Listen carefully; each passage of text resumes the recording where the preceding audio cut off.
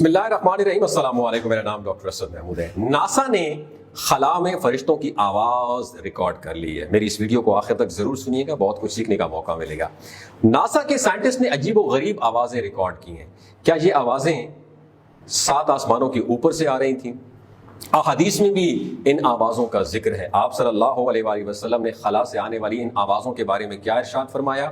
دوستو، ناسا کی طرف سے ریکارڈ کی گئی عجیب و غریب آوازوں کا مجموعہ سامنے آیا ہے، اور یہ آوازیں کافی خوفناک اور دل کو دہلا دینے والی ہیں۔ لیکن اس سے بھی زیادہ حیرت کی بات یہ ہے کہ ان آوازوں کی جو تفصیلات بیان کی گئی ہیں وہ ہو بہو ویسی ہی ہیں جیسی آوازوں کے بارے میں حضرت محمد مصطفیٰ صلی اللہ علیہ وآلہ وسلم نے معراج سے واپسی پر امت کو سنائی تھی۔ ناسا کی طرف سے شیئر کی گئی ویڈیو میں آپ دیکھ سکتے ہیں کہ کچھ ایسی آوازیں آ رہی ہیں جو سننے میں بے حد خوفناک لگتی ہیں۔ یوں لگتا ہے جیسے کوئی چیز کریک ہو رہی ہے، اور ان آوازوں کی ڈسکرپشن میں لکھا گیا ہے کہ یہ وہ آوازیں ہیں جو خلا میں پہلی بار سنی گئی ہیں۔ سائنسدانوں کے خیال میں یہ آوازیں شاید زمین کے اندر سے آ رہی ہیں یا پھر خلا میں موجود کسی اور سیارے سے آ رہی ہیں، لیکن فی الحال وہ اس کے متعلق 100% یقین سے کچھ بھی نہیں کہہ سکتے۔ پیارے دوستو، ایک مسلمان ہونے کی حیثیت سے اگر ہم غور کریں، جیسا کہ قرآن پاک میں مسلمانوں کو اس کائنات کے ہر اثرات پر غور کرنے کی ترغیب دی گئی ہے، اس طرح اگر ہم ان آوازوں پر غور کریں اور قرآن و حدیث سے اس کی وضاحت ڈھونڈیں تو ہم دیکھیں گے کہ قرآن پاک کی سورہ اسراء کی آیت نمبر 14 سے 44 میں بیان ہوا کہ 7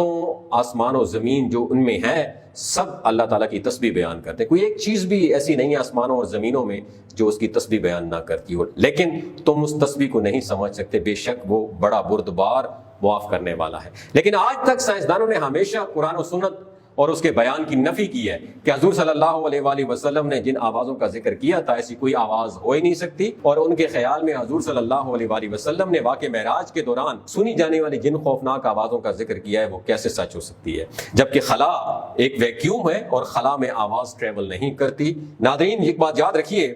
غیر مسلم اور مغربی سائنسدانوں نے ان سائنسی دلائل کے باوجود ہم مسلمانوں کے 1% بھی پیارے نبی کریم صلی اللہ علیہ وآلہ وسلم کی بیان کردہ حدیث پر ہمیں کوئی شک نہیں ہے اور نہ ہی ہو سکتا ہے۔ بے شک آپ صلی اللہ علیہ وآلہ وسلم نے سفر معراج کے بعد جو کچھ بھی بیان کیا اور جتنی باتیں بھی اپنی امت کو بتائی ہیں وہ حرف بحرف سچ ہیں۔ انہی بیانات میں آپ صلی اللہ علیہ وآلہ وسلم نے ایک پتھر کے دوزخ میں گرنے کا واقعہ بھی بیان کیا ہے، جس میں آپ صلی اللہ علیہ وآلہ وسلم نے ارشاد فرمایا کہ اس کے بعد میں نے ایک آواز سنی جس نے مجھے خوفزدہ کر دیا۔ جب میں نے پوچھا کہ یہ کیا ہے تو جواب آیا کہ یہ آواز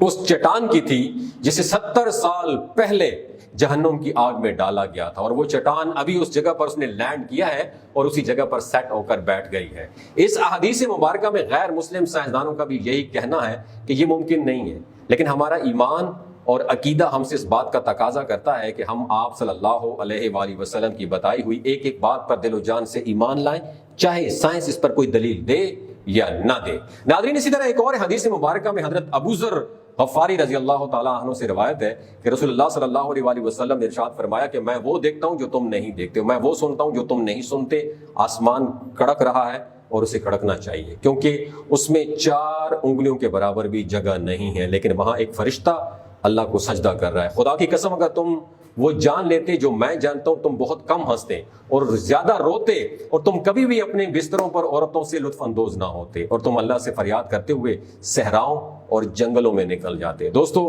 اس حدیث مبارکہ سے ظاہر ہوتا ہے کہ واقع معراج کے دوران آپ صلی اللہ علیہ وآلہ وسلم نے جو کچھ بھی دیکھا، اور قیامت کے حوالے سے آپ صلی اللہ علیہ وآلہ وسلم نے جو کچھ بھی اپنی امت کو بتایا وہ اتنا ہیبت ناک ہے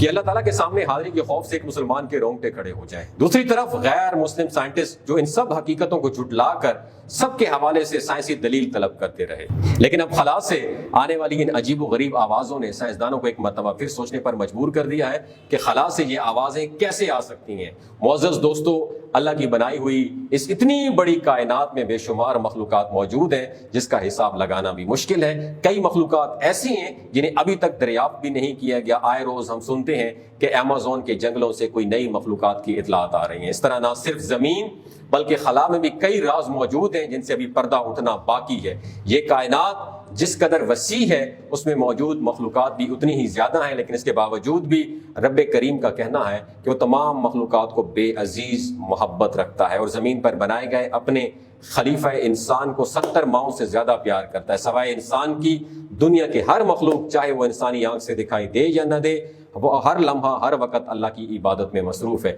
یہ حدیث مبارکہ جس میں آپ صلی اللہ علیہ وآلہ وسلم نے اس کائنات کی وسعت کا ذکر فرمایا اور ہمیں بتایا ہے کہ فرشتے ساتوں آسمانوں میں اور پوری کائنات میں مسلسل اللہ کی عبادت کرتے ہیں، یہاں تک کہ 4 انگلیوں کے برابر بھی جگہ خالی نہیں ہے۔ تو اس حدیث سے یہ بات ثابت ہو جاتی ہے کہ اللہ تعالیٰ کے پاس عبادت کے لیے لاکھوں اربوں خربوں فرشتے موجود ہیں جو اس بے پناہ پھیلی ہوئی وسیع و عریض کائنات میں بکھرے ہوئے ہیں۔ چنانچہ کچھ بعید نہیں ہے کہ سائنسدانوں کی ریکارڈ کردہ آوازیں جن کے بارے میں وہ خود کوئی بھی حتمی طور پر بات نہیں کہہ سکتے، ان فرشتوں کی ہو سکتی ہیں۔ قرآن و حدیث کے ہر حکم میں کئی چھپے ہوئے پہلو بھی موجود ہوتے ہیں جو وقت گزرنے کے ساتھ ساتھ انسانوں کے سامنے آ جاتے ہیں، چاہے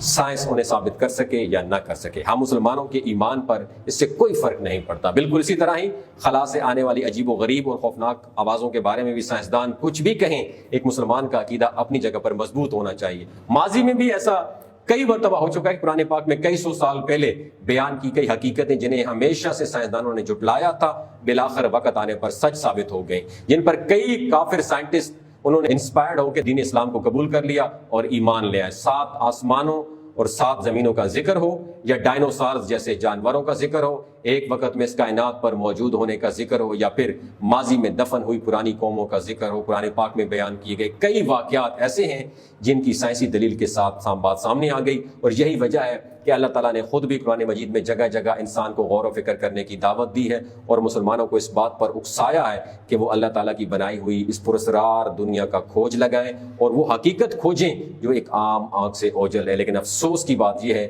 کہ آج کا مسلمان صرف نام کا مسلمان رہ گیا ہے، ہمارے حصے کا کنٹریبیوشن کافر کر رہے ہیں اور نئی نئی ڈسکوریز کرتے ہیں، ایجادات کرتے ہیں اور اللہ تعالیٰ کی صلاحیتوں کا بھرپور استعمال کرتے ہیں۔ دوسری طرف ہم مسلمان صرف ایک دوسرے کو نیچا دکھانے میں مصروف ہیں۔ یہی وجہ ہے کہ دنیا بھر میں مسلمان قوم ہر جگہ ظلم کی چکی میں پھنس رہی ہے، اور جو مسلمانوں نے بچانے کی صلاحیت رکھتے ہیں وہ اپنی آنکھیں اور کان بند کیے ہوئے ہیں اور اپنی عیاشیوں میں مصروف ہیں۔ دوستوں، اگر یہ ویڈیو اچھی لگی اور آپ کے علم میں اضافہ ہو، دوسروں کے ساتھ ضرور شیئر کیجیے۔ اپنا اور اپنے ساتھ رشتوں کا خیال رکھیے۔ اللہ حافظ۔